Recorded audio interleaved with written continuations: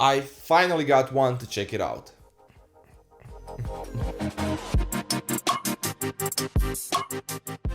Hi guys, Matthew here and welcome back again to my channel. My first taste of AMD's latest generation of Navi graphics cards, in particular the RX 5700 XT series, starts off no more no less than with this MSI's monster, the RX 5700 XT Gaming X model. Be sure to subscribe because I'm also going to check out its non-XT version in the near future. Right away you can notice that something is very different with this card design-wise, considering that it comes from MSI.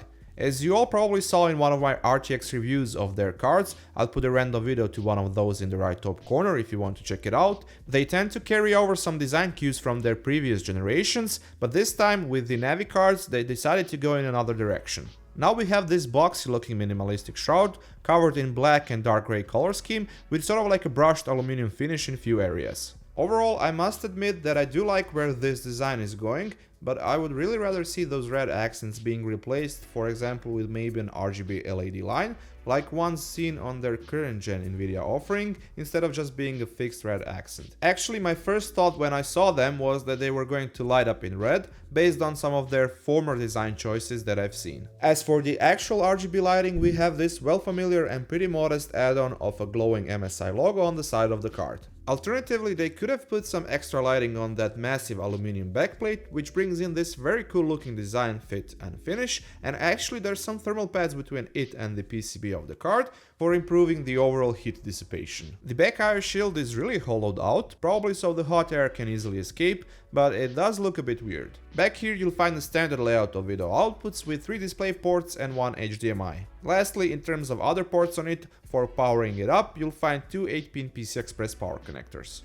This model weighs in at enormous 1400 grams, measures almost 300 mm of length and 3 slots in height. That's before all due to a massive heatsink design, which is probably at least half of the card's weight. It's divided into 2 aluminum fin stacks, one carries a nickel-plated copper baseplate for the GPU and the other one an aluminum heat spreader for cooling off the power delivery system, that being a 9-phase one for the GPU and a 2-phase one for the 8GB of GDDR6 video memory. All of that is connected and using a total of 6 nickel-plated copper heat pipes, one of which is an 8mm pipe, while we also have a black aluminum heat spreader below the main cooler array, making direct contact with it over thermal pads, and as such it takes the heat of the video memory, while all of that is of course topped off with 2 95mm Torx 3.0 fans, which have this mildly interesting MSI logo stickers which have a slight rainbow color shift effect.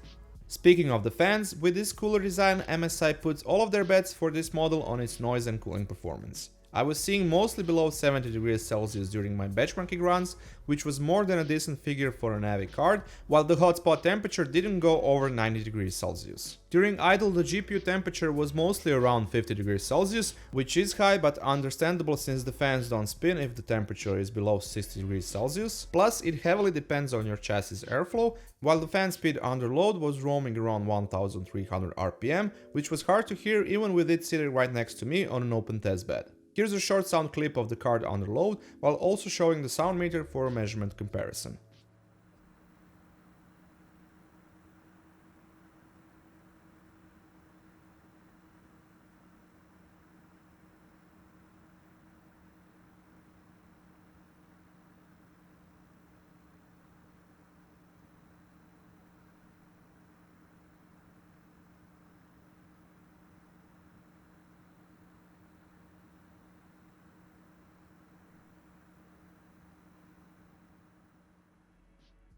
Getting back to the card's performance side of things, MSI of course decided to do some factory overclock with it, bumping up the GPU core clock frequency by about 80 MHz from the reference figures, but that's just on paper, as in practice this can vary, as I saw it roaming anywhere from 1800 to 2000 MHz depending on the game and benchmark. Manually overclocking it further, it didn't get me too far since the Navi GPUs aren't too keen on that. Although I bumped up the core clock to 2150 MHz, which is basically the max it will go, and if you put a higher value for it after a certain number, it will just pull back, and the same goes for video memory and GPU core voltage. In practice I saw it anywhere from 2050 to 2100 MHz. Memory overclock was pretty modest. I managed to stretch it out to 930 MHz as it wasn't too stable on the 950 MHz limit, so I pulled it back a bit. All of this in the end resulted in about 2 to 3% of performance jump, which is not great, not terrible.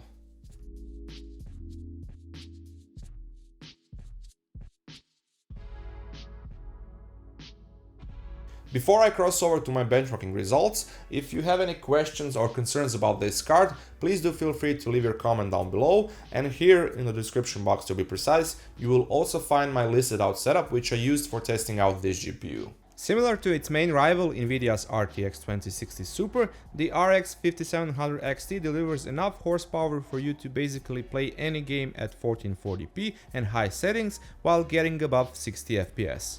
On the other hand, if you have a high refresh rate 1080p gaming monitor, it will also deliver performance needed to drive such a display.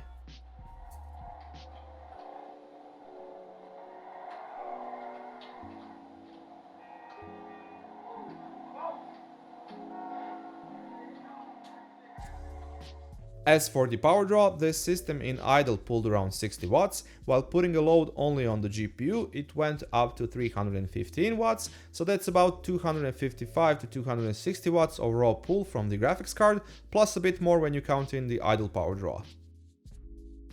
It seems like MSI set the bar really high for other Navi based models which are going to come through my hands in the future. Actually, I already have Gigabyte's RX 5700 XT gaming OC model in the workings, be sure to stick for that one also. But as for what I saw from MSI's RX 5700 XT gaming X model, they will have to give a really good fight to compete in the segment of noise and cooling performance. Also something to keep in mind when making your final purchasing decision, and that's that this model is priced a bit higher than your average example for this series, so you'll have to weigh in if that's worth it to you considering everything that it brings on the table.